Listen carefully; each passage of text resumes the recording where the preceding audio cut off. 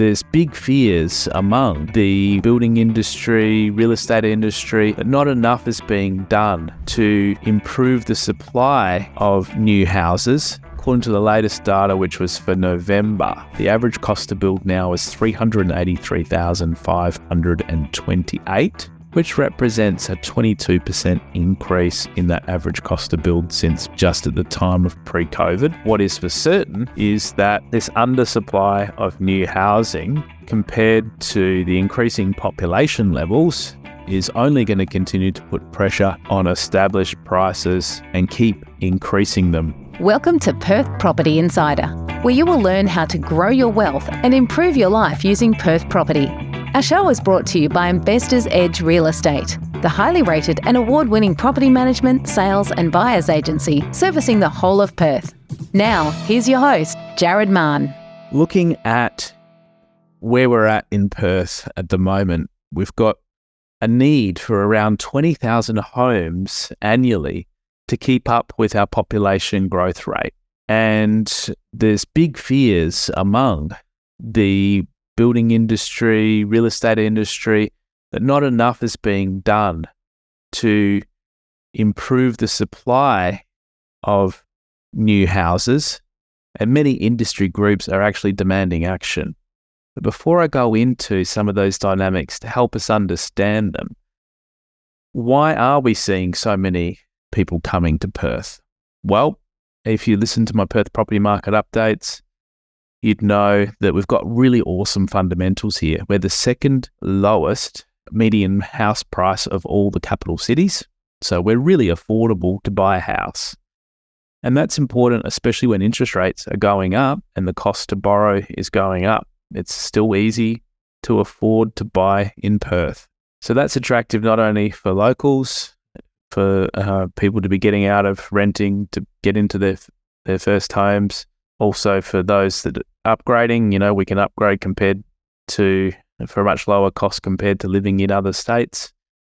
And it's attractive most especially for migrants because we've got this really affordable housing coupled with some of the highest average incomes in the country. I think we've got the highest average income in the country, and we've got one of the lowest unemployment levels. So that means there's a lot of jobs on offer too.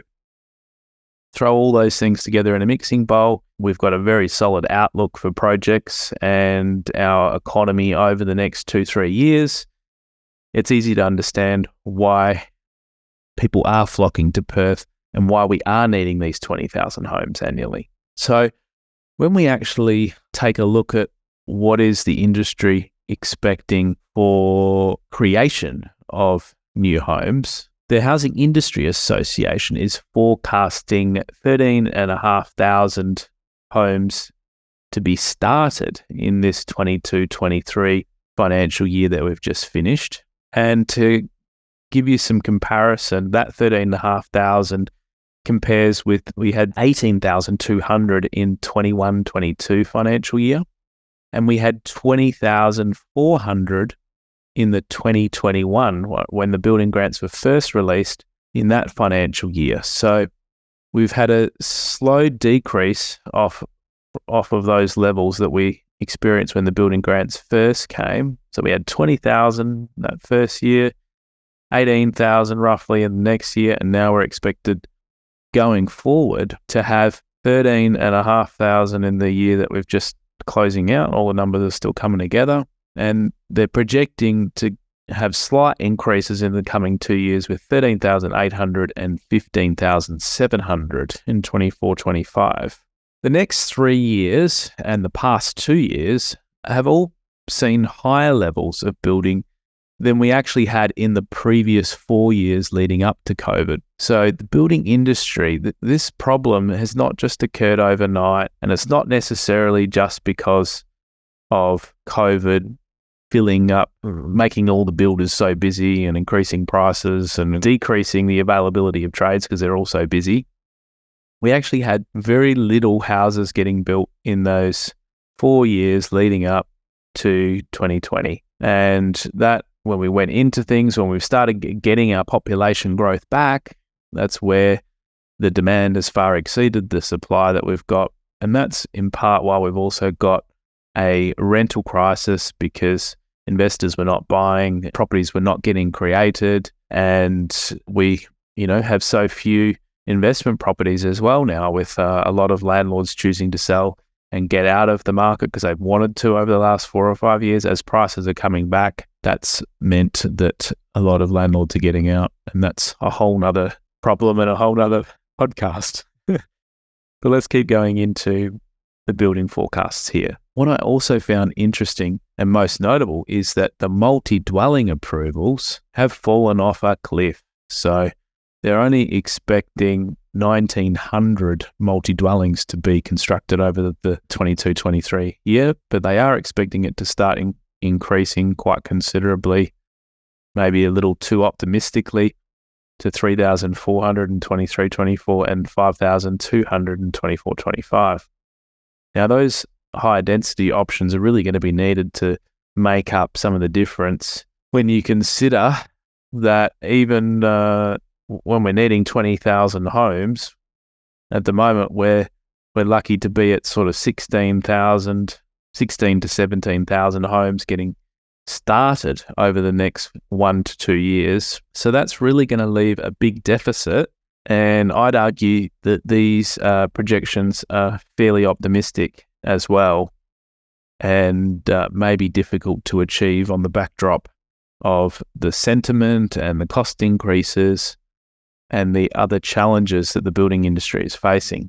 So these are building approvals for houses to actually start. The actual number of homes under construction that are unfinished has actually hit a record high in the recent months of around 21,000.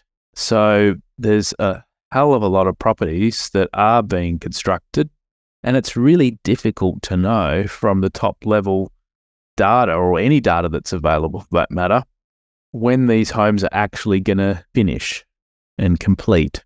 Obviously, when these come through, it will help to improve the supply of housing and help towards this 20,000 homes that we need per year. But it's really impossible to tell when that's going to be. And you only need to turn on the news at night to see that there's been long delays on a lot of these properties. Some of them, been under construction for 2 years already. And there's even class actions being taken out against one of the larger builders at the moment because of just how long those delays have been. So look, even if we manage to complete half of those 21,000 homes that are under construction this year, and we've got 5 months left of the year to do it, that seems a bit optimistic that many would actually get completed. I don't know how many are going to get completed, but even if we complete half, it's going to leave a big shortfall on the 20,000 dwellings that are going to be needed for this year.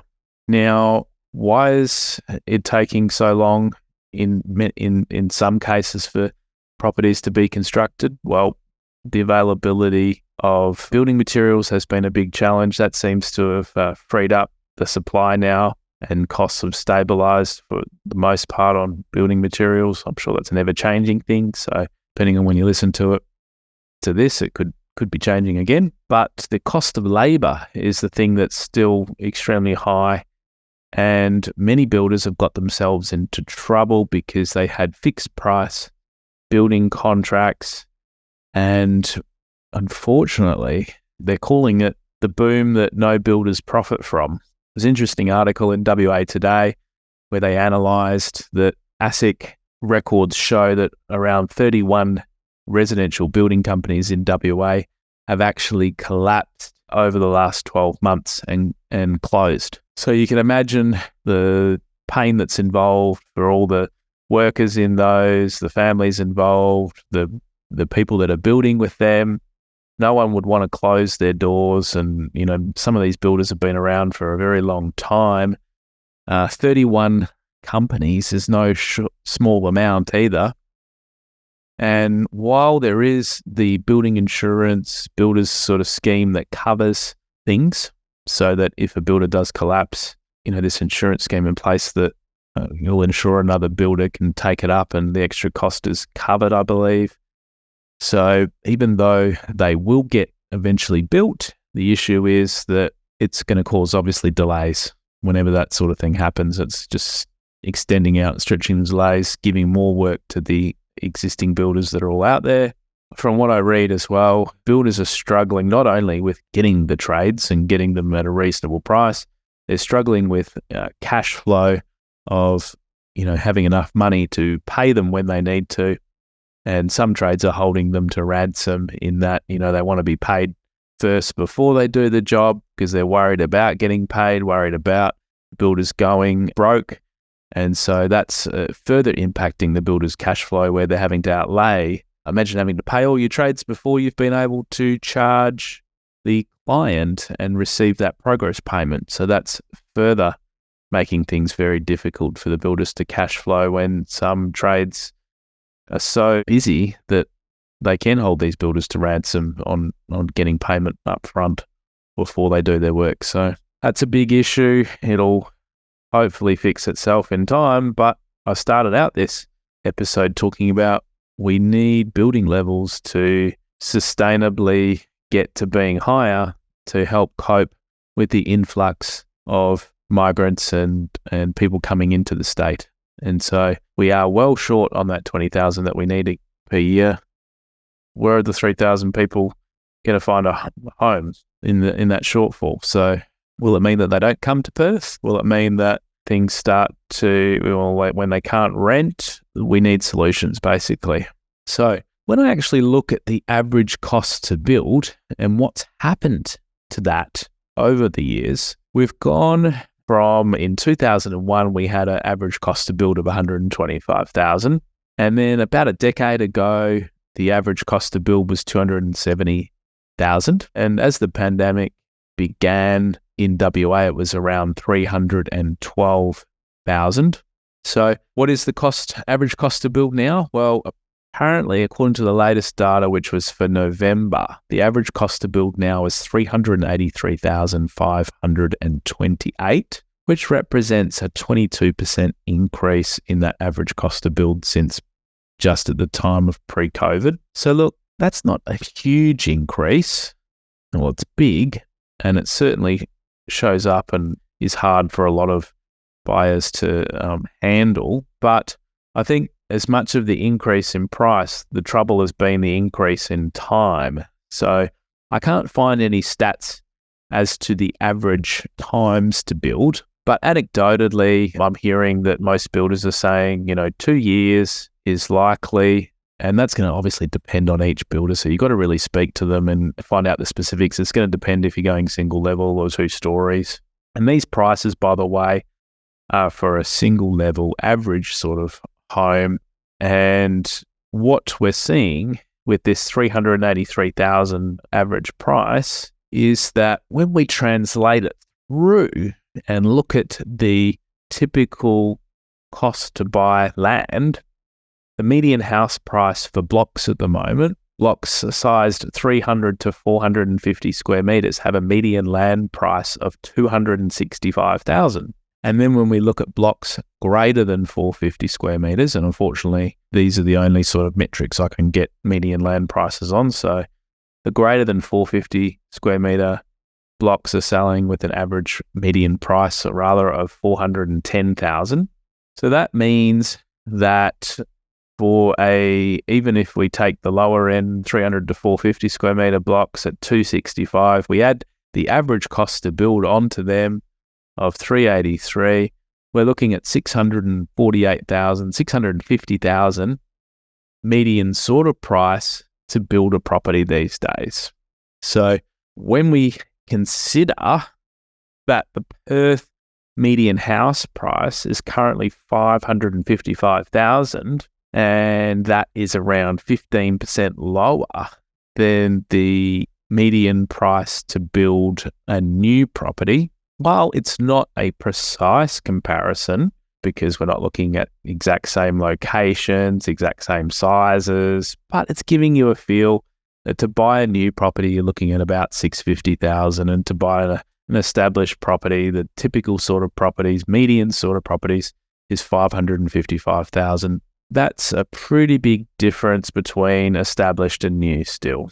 And then you've also got the hassle factor and the interest cost that is getting added on to the time that it takes to build that newer property, you can see why people are far preferring established properties where they can buy it, one that's going to suit their situation enough.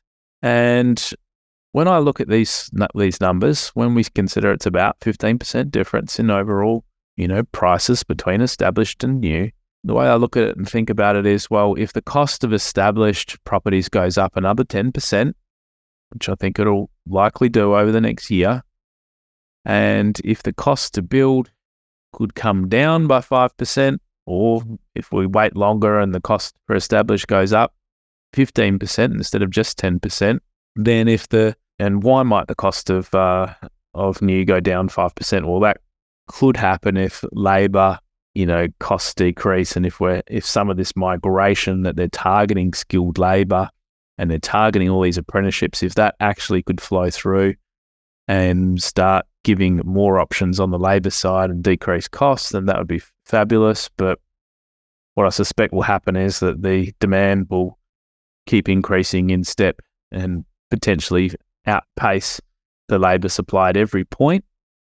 So my real point here is that I think if established prices can increase by a further 10 to 15%, then there's going to be a much more comparable cost between established and the cost of new, and people might be willing to then at least wait the time for a new property. And that is what is driving the established market at the moment. And what is for certain is that this undersupply of new housing compared to the increasing population levels is only going to continue to put pressure on established prices and keep increasing them despite interest rates, despite negative media, despite all these things that could have slowed and stopped our market. Our market has continued, and one of the main things underpinning it is this housing supply bottleneck, and why I'm so confident that prices are going to keep increasing. So